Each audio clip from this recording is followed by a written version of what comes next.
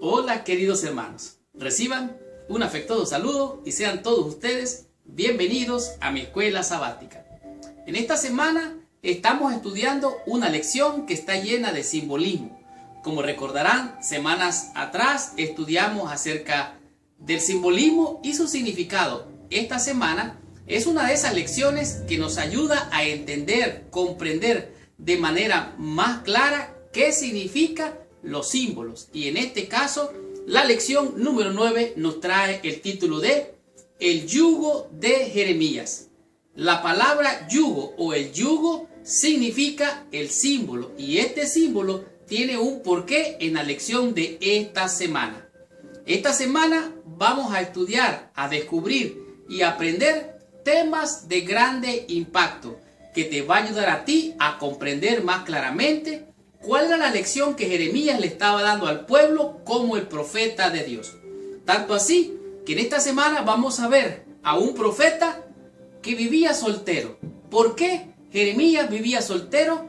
¿Cuál era la razón de que él vivía solitario? De esto vamos a estar estudiando esta semana. Y al comprender, estudiar la lección de esta semana, tú te vas a dar cuenta cuál era el yugo de Jeremías y qué significaba o representaba este yugo. En el transcurso de la lección de esta semana vamos, además de conocer, a disfrutar temas de grande relevancia y de mucha importancia para nuestra vida espiritual, como por ejemplo vamos a saber cómo fue la guerra entre los profetas. Sí, una guerra entre profetas. ¿Por qué se dio esta guerra? Esto vas a estar comprendiendo esta semana. En el proceso de esta lección vamos a ir un poquito más allá de lo que nos presenta la lección al comprender y descubrir por qué se le dio al pueblo un yugo de hierro. ¿Cuál fue la razón por la cual se le asignó un yugo de hierro y qué representaba este yugo? Esto vamos a estar comprendiendo esta semana. Para finalizar, te vas a dar cuenta tú, al estudiar esta lección, cuál fue el error de confiar en las profecías falsas, pero que se oían buenas a los oídos. De tal manera que amárrate el cinturón porque arrancamos con esta lección. Esta semana vamos a comprender cuáles fueron las penurias que pasó el profeta. ¿Por qué tuvo tantas tristezas? ¿Cuál era el yugo que él tenía que cargar? Y además de esto, vamos a discernir entre la verdad y el error. Y vamos a ver claramente cuál es el castigo que recibió el pueblo de Dios por rebelarse a la voluntad de nuestro Padre Celestial. Estudiemos mi escuela sabática y recibamos la bendición prometida por nuestro Padre Celestial. Muy bien. El versículo clave para la lección de esta semana a memorizar se encuentra en el libro de San Lucas, en el capítulo 9, el versículo número 23. Pero antes de entrar en la lección o el repaso de esta semana, te pido que por favor, allí donde estás, cierres tus ojos, inclines tu cabeza y oremos a nuestro Padre Celestial. Señor Dios y Padre nuestro, en el nombre santo y precioso de nuestro Señor y Salvador Jesucristo, nos acercamos a ti, Señor. En primer lugar, para pedirte perdón por toda mancha de pecado, de maldad que exista en nuestros corazones. Te rogamos que la sangre del Cordero de Dios venga a limpiarnos, a purificarnos y a capacitarnos para entender, comprender y poner por obra tu palabra. Envía tu Santo Espíritu, que sea Él nuestro guía, nuestro maestro y el que nos lleve a toda verdad de acuerdo a tu palabra. Nos ponemos en tus manos. Te rogamos que nos bendigas en el santo y precioso nombre de Jesús.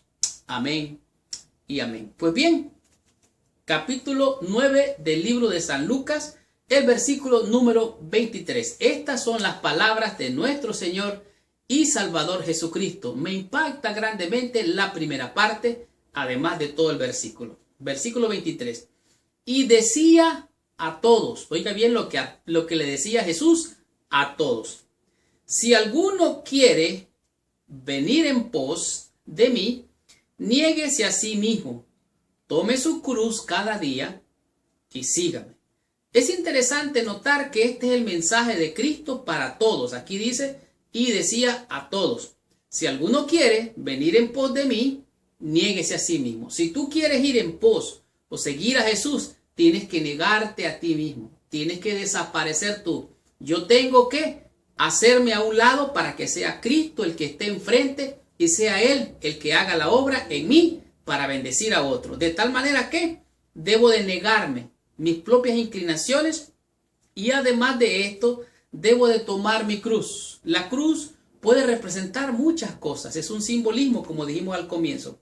La cruz puede representar tristeza, puede representar dolor, puede representar sacrificio y puede significar también morir al yo para que Cristo sea el que viva o sea entronado. Y de esta manera le sigo cada día y así es como yo quiero seguir a Jesucristo.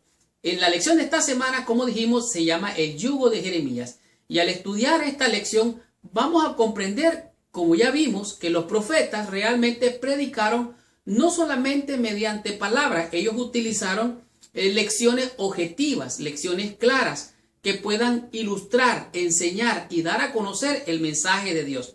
De tal manera que los profetas, dicen, tenían que vivir sus mensajes. Y al vivir sus mensajes o actuar con sus mensajes, ellos tenían esta manera de presentar los temas de la verdad, lo que era la palabra de Dios actuada, vivida.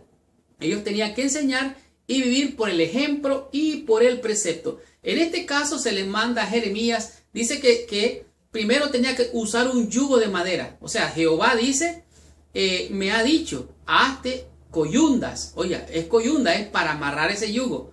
Dice, y ponlo sobre tu cuello. O sea, Jeremías tenía que poner un yugo sobre su cuello, tenía que amarrarlo con las coyundas y poner ese yugo sobre su cuello.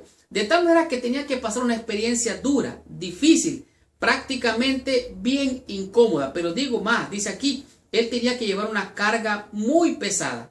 Aún las mejores circunstancias, en este caso, o sea, aún en las mejores circunstancias, este caso realmente llegó a ser más difícil porque un falso profeta desafió lo que había dicho Jeremías. Y más adelante ustedes se van a dar cuenta qué fue lo que pasó como resultado del desafío de ese profeta falso.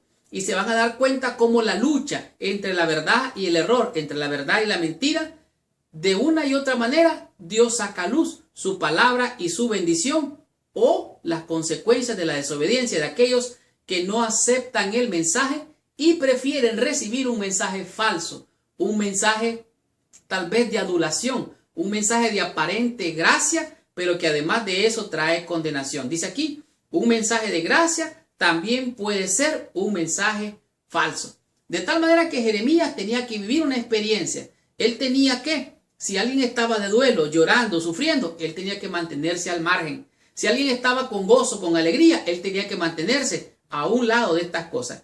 El punto era, o el punto de Jeremías, que Dios estaba usándolo, era ayudar a la gente a percibir lo que les venía por causa de sus pecados, para que se arrepintieran y obedecieran. De tal manera que el pueblo tenía que escuchar la voz de Dios, ¿verdad? Poner su corazón en la palabra de Dios, reconocer, arrepentirse para poder salvarse. De tal manera que era el punto, ayudar a la gente a percibir lo que le venía por causa de sus pecados, para que se arrepintiesen y obedecieran.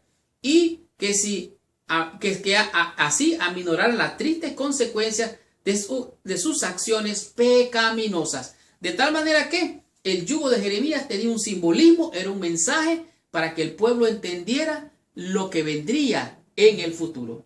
Estudiemos la lección en el día domingo y descubramos qué es lo que significa el mensaje en este día de lección con el tema que es una vida solitaria.